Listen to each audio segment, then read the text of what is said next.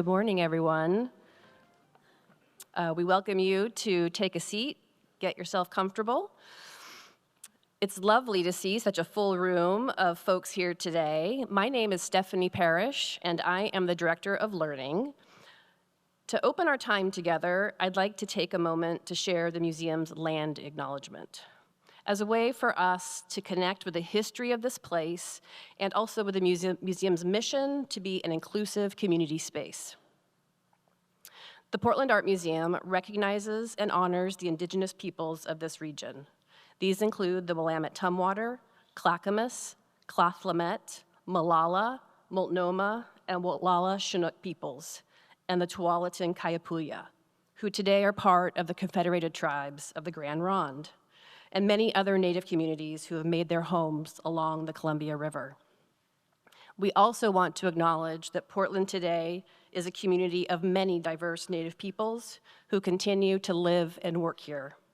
We respectfully acknowledge and honor all Indigenous communities, past, present, and future, and are grateful for their ongoing and vibrant presence. Thank you. I also want to share that the museum is committed to making our galleries and programs as accessible as possible. Today, we welcome and thank our American Sign Language interpreters, Lydia Picard and Jessie Sevier.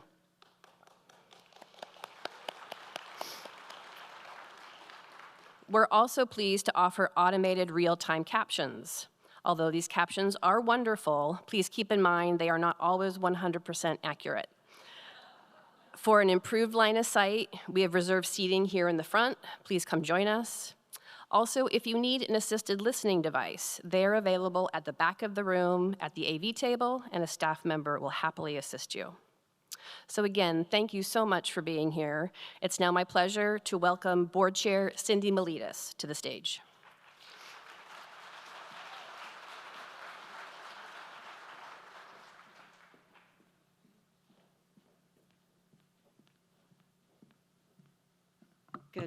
Good morning and hello. It's so great to see everybody here. Thanks for being here. I'm Cindy Miletus, board chair, and we are going to just jump right into things. We have a great full schedule, and I can't wait to share all of it with you. So before we hear the updates from the museum team, there's some board business we need to conduct. I'm pleased to share that the governance committee of the board recommends the following slate of new and returning trustees. Many of them are here in the room today. Mary Blair and Alexia Bounds, Jay Mason and David Margulis, Dory Schnitzer and Angela Snow, and Bill Westfall. The board's governance committee motions and seconds that we members approve the slate of trustees. Members, please raise your hand to approve. Great, thank you. I'm so pleased to have the task of teeing up our annual year in review video to kick off the meeting with a bolt of joy. I really love how these videos allow us to remember the moments of connection, community, and beauty that happen all year long here at PAM. So let's take a look.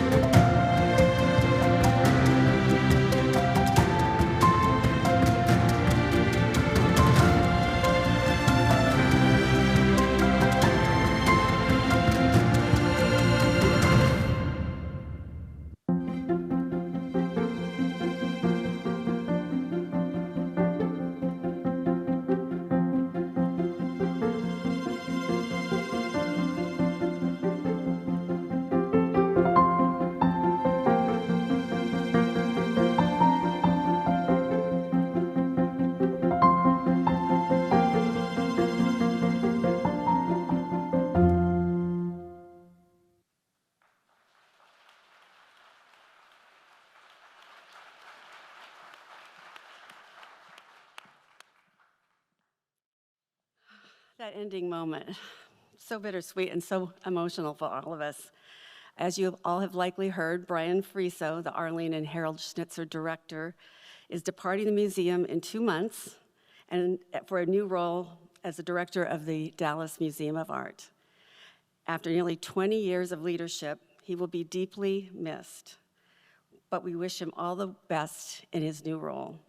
Brian has been committed to creating a more inclusive, expansive, and transparent institution since he first arrived.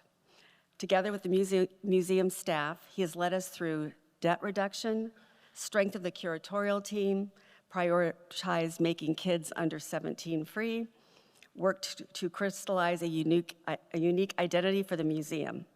He also championed film and new media, supporting PAMCUT through an exciting evolution and a new location at the Tomorrow Theater. Brian has left a mark on this museum that will last for generations. He lifted PAM from being a beloved local institution to being celebrated on the world stage, at the Venice Biennale, in the New York Times, and across the country. Because of Brian, the museum isn't just part of Portland, it's part of the global arts conversation. He has elevated PAM into a true destination museum, and that is a legacy that will endure.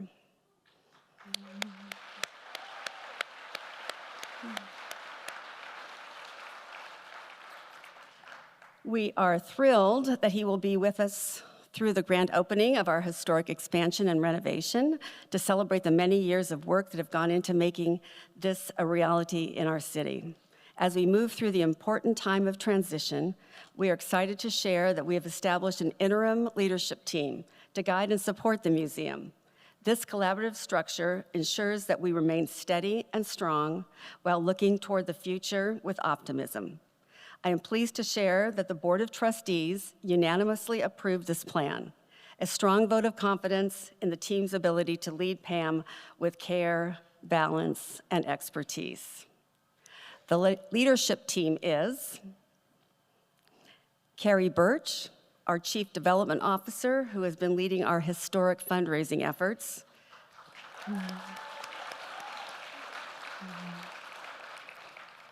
Gareth Nevitt, Chief Financial Officer, who has been the key to our fiscal health for over a decade.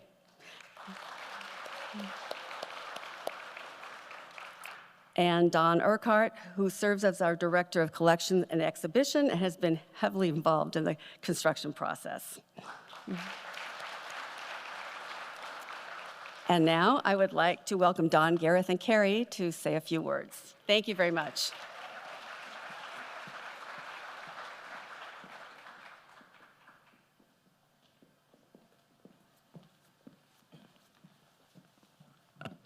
Thank you, Cindy, and thank you to Brian and the board for your trust in this interim leadership team. I'm so honored to work alongside Gareth and Dawn and our remarkable museum staff. Together, the three of us have been at PAM for over 56 years. And that depth of experience gives us both perspective and confidence as we look to the years ahead. But what gives me even more confidence is the strength of our community, with you, our donors, members, and supporters, whose belief in PAM has brought us this far. It's that collective generosity that's very Portland that is truly the foundation that carries us forward. Thank you.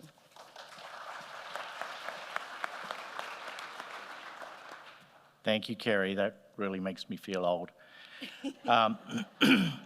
But as Carrie said, it's an honor to be entrusted to steward the museum during this time of transition. With thanks to Brian's leadership, the confidence of the board, and the support of members like you, our financial position is solid. I'll share more on that later, but please be assured that fiscal responsibility and transparency remain core values for us. Thank you. Thank you, Cindy and Carrie and Gareth. I'm also thrilled to work alongside all of you to continue the good work of the museum and to bring art into the community. It's true that together we share decades of experience. It's also true for our amazing staff in collections, exhibitions, learning, and curatorial. Their passion and their dedication and their expertise makes this museum truly special. And one colleague who really exemplifies that is our minor white curator of photography, Julia Dolan. And so I'm happy to share another interim appointment. Julia Dolan will be our interim chief curator.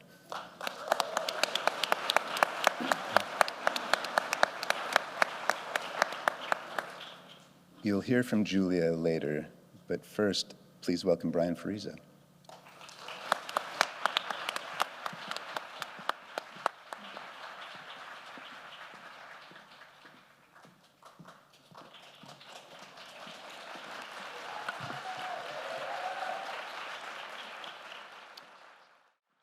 Well, first of all, that's a remarkable group of leaders that, my success has been due to the people around me who've supported me. And there's many people in this room, including our members, but also the staff here. It's really quite remarkable. And I feel very confident this museum will continue to thrive under Don, Carrie, and Gareth, as well as the other leaders here. But a big thanks to Cindy for her leadership. I know she didn't sign up for this part. We told her, it was about opening a new building and finishing a campaign, and then we didn't tell her it was also about a search committee. But thank you, Cindy, for your steadfast support and everything you've done for me and for what you will be doing here in the next several months. It is truly hard to believe this is my 19th annual meeting. I was just talking to Lisa, head of membership in the back, and I remember the first night in the Witzel Auditorium, or the first annual meeting I had. It was a very stormy night, and it was quite ominous, but here we are 19 years later. And it is certainly bittersweet. There's no doubt about it. That's a perfect description of how my emotions are as we sort of take this monumental moment for this museum in our city as we unveil our new chapter here. I have been so fortunate to have the pleasure of working with such a dedicated board, not only a staff, but a board, and above all else, their tireless work on behalf of our community. And I will tell you, what has made this museum so successful is the selflessness of the Board of Trustees and their commitment to the mission and to the vision of this museum. It's been a truly historic moment and a transformative campaign, as we've mentioned, thanks to the leadership here. And I owe a very special thanks to all of our trustees for helping us get to this moment, but in particular, I want to acknowledge our co-chairs of the campaign, and that is Alex Meyer-Goodman and Angela Snow. A big thank you. I don't know if Angela's here. We've had over 1,000 donors to this campaign, which is really quite remarkable. And there have been some remarkable leadership gifts. And I also want to point out Mary Boyle, Fred Jubitz, Pat Ritz, Helen Joe, and Bill Witzel, to name a few, who believed early in this vision. So a big thanks to them as well as the 1,000+ donors. I was reminded before I took the stage that we are at 99.9% towards our goal. There is a little percentage point we want to close over the next 2 weeks. I know, or let's say 2 months. I know we'll get there, but it's if you are interested, we are still fundraising. That's my job. It's about fundraising at the end of the day. I would like to also thank all of you, our members. You have stood by us through thick and thin. It's unwavering, your support. Art has kept us going, and this museum has kept us going, as Cindy mentioned, through pandemics, protests, cranes, and construction. And in just a few short weeks, we will be celebrating a grand opening of our museum transformation. This is a remarkable achievement, and a big thank you to you all for believing in us. There is certainly much to look forward to. There's no doubt about that. But before I talk about the future, I wanted to share some highlights from the past year. During fiscal year 2025, even as construction kept many spaces closed, over 200,000 people visited our galleries, which is a 31% increase over the previous year.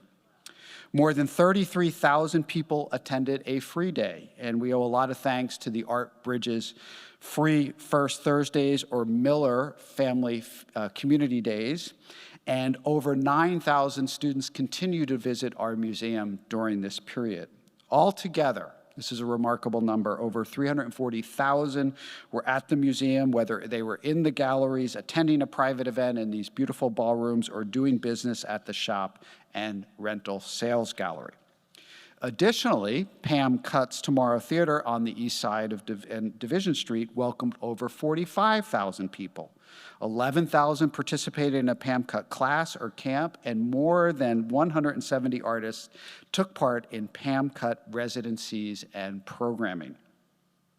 Our solid attendance was due in large part to a dynamic range of special exhibitions that included everything from sneakers and Impressionism to the Beatles, rock posters, and Monet. We were also extremely pleased to be able to reinstall our European and American art galleries and a beautiful Japanese clay exhibition ahead of the full opening next month. Audiences relived iconic pop culture moments through Paul McCartney photographs 1963 to 1964, Eyes of the Storm, as well as psychedelic posters, rock posters, and fashion from the 1960s.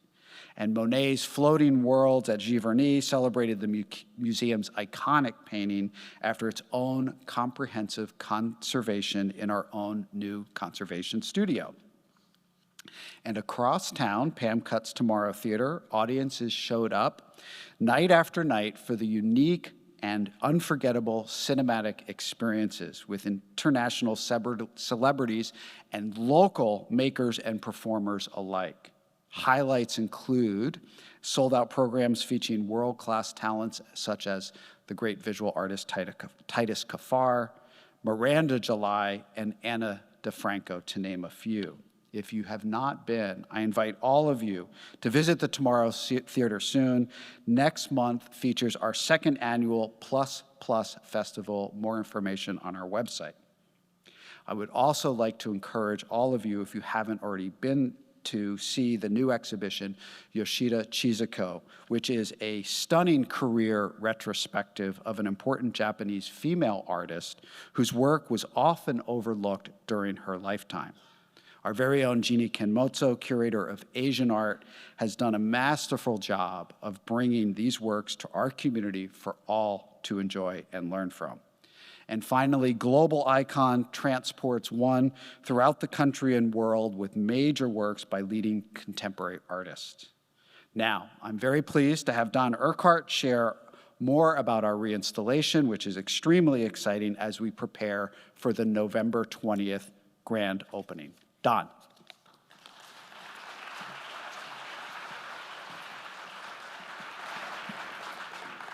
Thank you, Brian.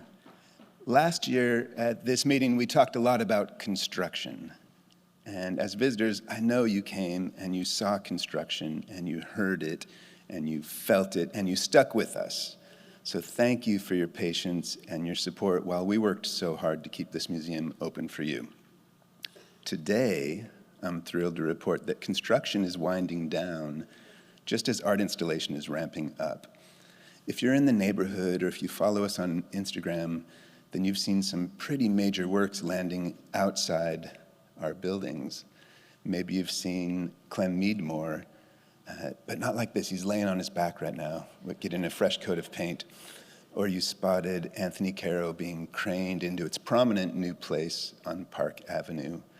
Surely you've heard about or seen the assembly of Ugo Rondinone's The Sun and its new home on 10th Avenue. Thanks, I love this piece. We're doing great work outside, but inside, the progress is just as exciting. Visitors to the new Rothko Pavilion will be greeted by this excellent Tony Cragg sculpture. And if they go up to the second floor, this enormous grand gallery, they'll see some familiar favorites. They'll see Dale Chihuly and Alexander Calder, the wonderful feast dish in the foreground. Underneath that blanket, beneath the gantry, is Tony Smith, and peeking out of the crate at the right of the screen is this awesome and massive carved infinity chair by Pedro Reyes. In the center of the image is a John Grade sculpture, and look past it through the window and you see this sort of echo of Ugo Rondinone's sun anchoring the West Plaza. Then just a few steps to the left, you're back into the main building in our Northwest galleries, where you'll find paintings by Mary Henry and Rick Bartow. And now finally, connecting through the Rothko Pavilion into the Jubitz Center for Modern and Contemporary Art, visitors will be rewarded by some of my favorites, this gorgeous Helen Frankenthaler on the right, the Ken Nolan Target painting on the left, and a real stunner in the middle of that image is the Morris Louis. It looks so good in that space.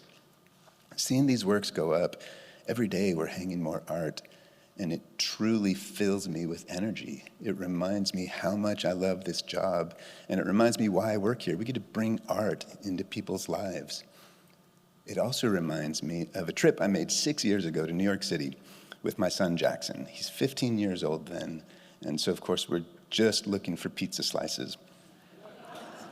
We're walking along the High Line, and we drop down into Chelsea, and I say, Jackson, there's this sculpture in the Gladstone Gallery. Let's check it out. And so go into this gallery, and Jackson leads the way. He walks right up to this. He jumps through it, circles it, and we don't stay long, but it makes a big impression on us both that day in New York. It made our walk better. It made New York City better. It made pizza taste better. Now, fast forward 6 years, we've just installed the sun on 10th Avenue, and I'm driving to work the next morning.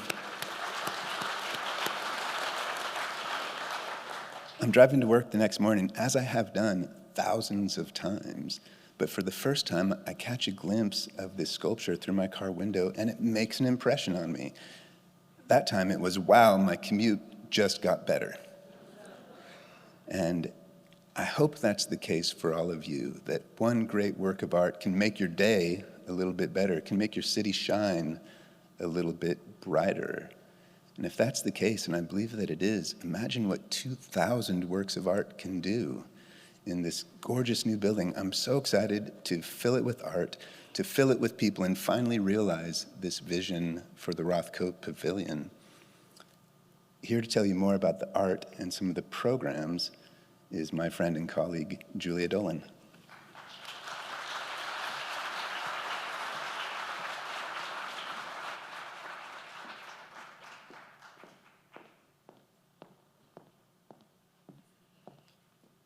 Thank you, Don. Good morning to all of you. And if you don't mind me going off the script for just a second, I would invite all of you to please refrain from launching yourselves through the Rondinone's sun now that it is here. It's a little bit more dangerous now. Jackson was very, very fortunate in New York to have that happen, but we invite you to enjoy it with your eyes and your hearts right after this talk. Back to the script. While the reinstallation of our gallery spaces continues, we're also carrying on with cornerstone curatorial initiatives, adding artwork to the permanent collection, working closely with our partners in the learning department and wider community, and planning for future exhibitions and installations. Yoshida Chizuko and Global Icons will remain on view when we fully reopen next month, and will be joined by new shows in rooms you've experienced before, as well as galleries that are brand new to all of us. We can't wait to unveil these spaces that promote multiple ways to experience art, where we blend historical and contemporary works that connect our diverse local cultures with global perspectives. With so many new exhibitions and installations debuting at one time, we've compiled a crisp video that previews the year ahead with the intention to capture the art, energy, and celebration that awaits us.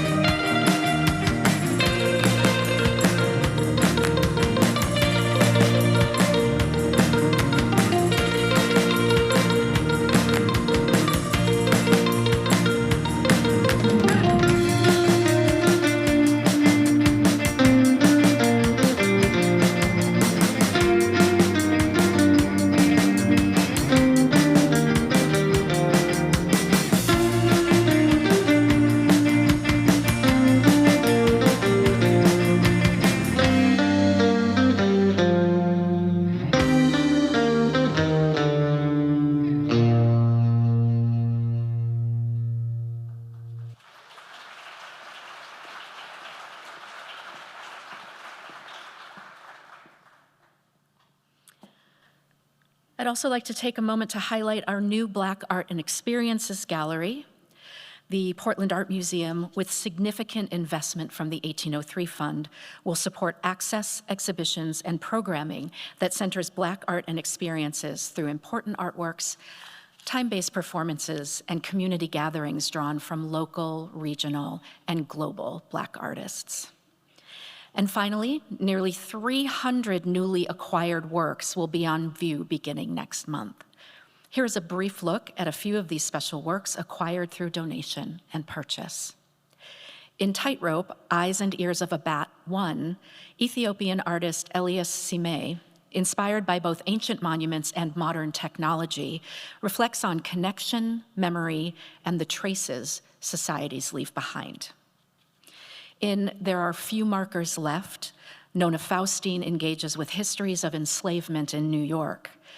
Placing herself on the site of a former plantation on an island off of eastern Long Island, she asserts Black presence, reclaiming this space for Black ancestors. Francisco de Goya's The Sleep of Reason Produces Monsters is one of the Spanish artist's most influential critiques of human folly. The print warns of the dangers when reason is abandoned, while arguing that imagination and reason together form the foundation of creativity and the arts. In Water Spirit number 16, Truman Lowe connects his Ho-Chunk heritage to the landscapes of the Great Lakes. The sculpture honors water as both a cultural and spiritual force, contrasting natural and crafted materials to reflect the inseparable ties between environment, memory, and identity. Hiroshi Sugimoto's commanding triptych, Sea of Buddha 789, measuring 15 feet across, features the 1001 medieval sculptures of the Bodhisattva of Mercy, located within Kyoto's Hall of 33 Bays. The composition and scale of the work will all but envelop visitors in the Bodhisattva's collective compassion. American artist Simone Lee's striking Sentinel-4 Gold draws inspiration from African and African diasporic art.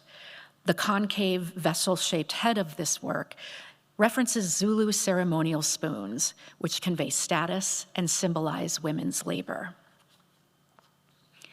Carl Wilhelm Holsoy's painting, Interior with Young Woman Reading by the Window, is a charming example of the Danish artist's typical subject matter, as well as his affinity for Vermeer and other Dutch artists of the 17th century, with a nod to the particularities of natural light in Denmark. Taravat Telepasand, a professor at Portland State University, expresses her ongoing engagement with the complexities of her Iranian-American identity in Ethereal Gesture. By combining references to classical form with contemporary cultural symbols, the work embodies her interest in heritage, hybridity, and the persistence of love across traditions. And renowned Portland-based artist Marie Watt's 25-foot-long neon sculpture, A Shared Horizon, Western Door, will be on view in the new Witzel Family Gallery in the Mark Rothko Pavilion. It consists of groupings of double words relating to the environments of the West and the Northwest, directing our attention to our kinship with the natural world. Shifting gears to behind-the-scenes updates, our new state-of-the-art conservation studio was recently home to Claude Monet's Water Lilies for several months, as conservator Charlotte Ameringer joyfully and painstakingly restored this visitor favorite. Thanks to the support from Bank of America, a layer of synthetic varnish was removed from this iconic painting and now appears much closer to the way that Monet originally intended. The painting is on view now in the Impressionism galleries. And our colleagues at PanCut have been busy planning for their debut in the Witzel Auditorium while running a full slate of dynamic events and programs at both the Tomorrow Theater on the East Side and PamCut's downtown building. Programs, events, installations, and activations in and around the Witzel Auditorium will include film series programming in conversation with the works on view at the Portland Art Museum with signature Pam cut style. Stay tuned for more details and the first of many screenings to come in the new year. Next, we will hear from Chief Financial Officer Gareth Nevitt.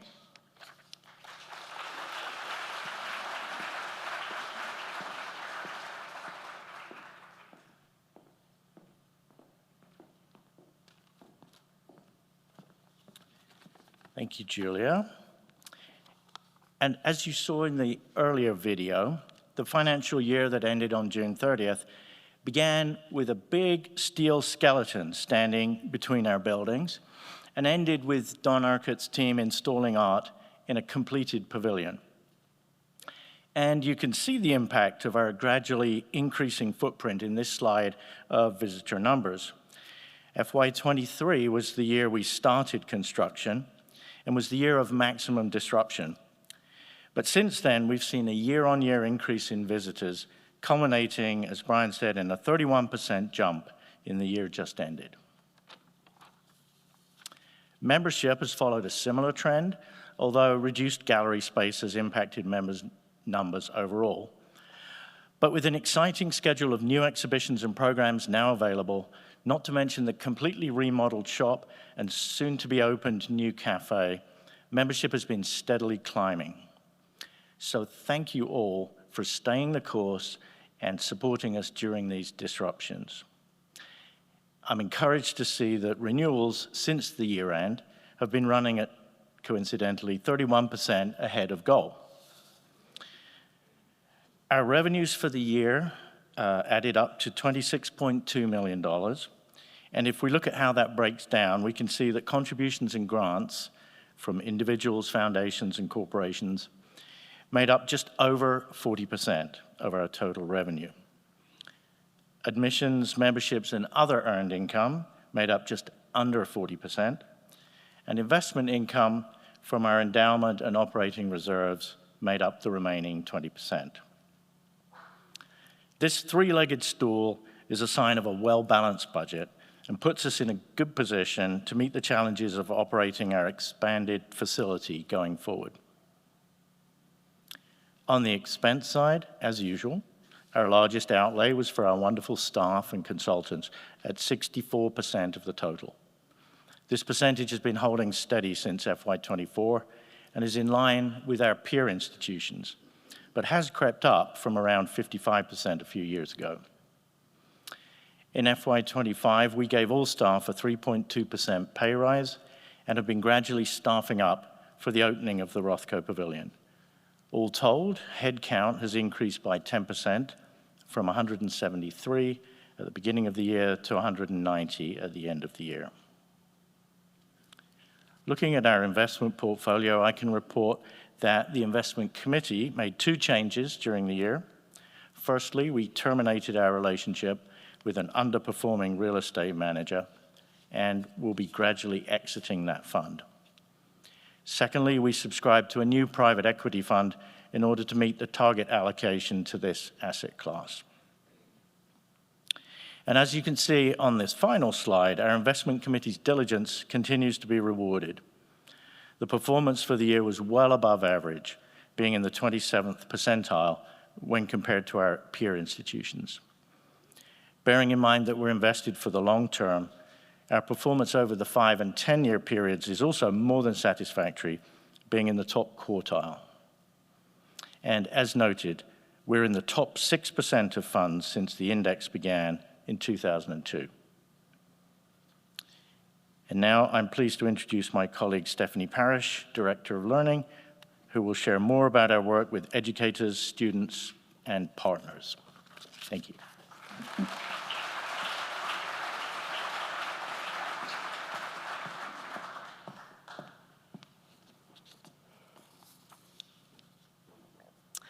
Thank you, Gareth.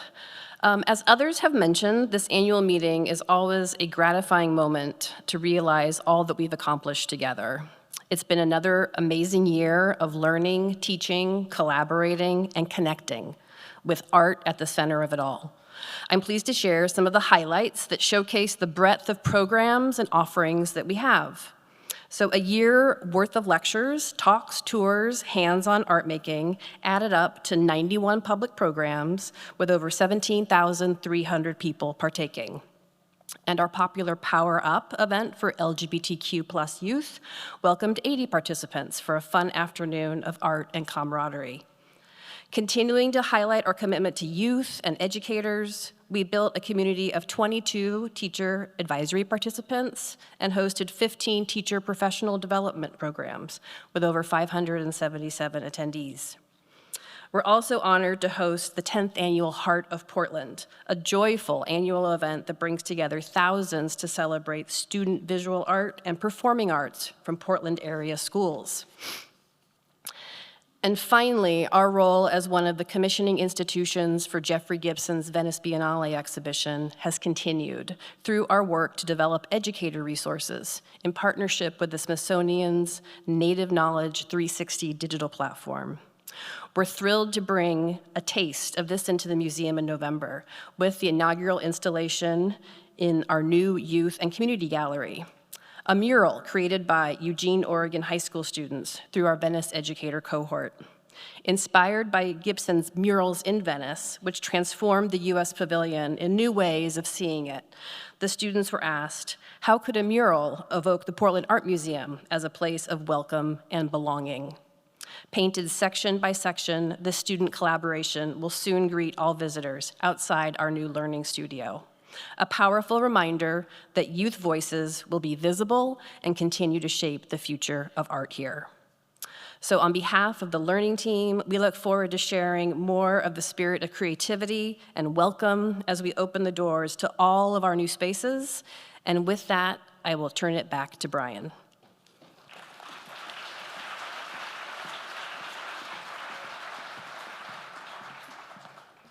Thank you, Stephanie. I love that picture of the mural, so powerful.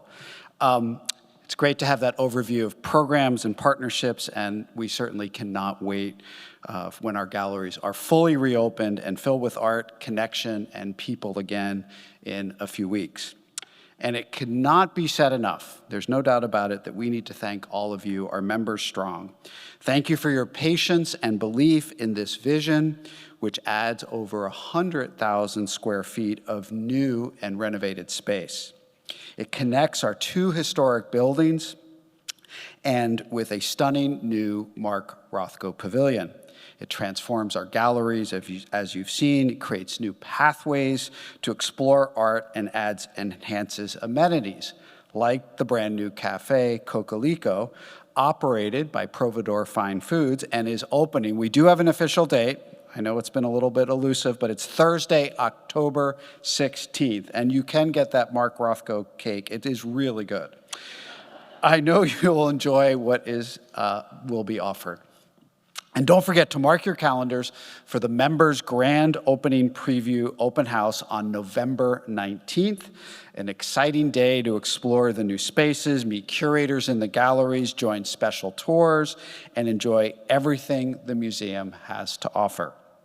With that, I want to thank you for continuing your support, and if you haven't, please renew. I hope you will visit the galleries today as well. We have a number of exhibitions up, and the shop is also open if you're interested. I know the holidays are a little bit off, but why not? Anyway, thank you, everyone. Great to see you. Thank you for being here. Bye.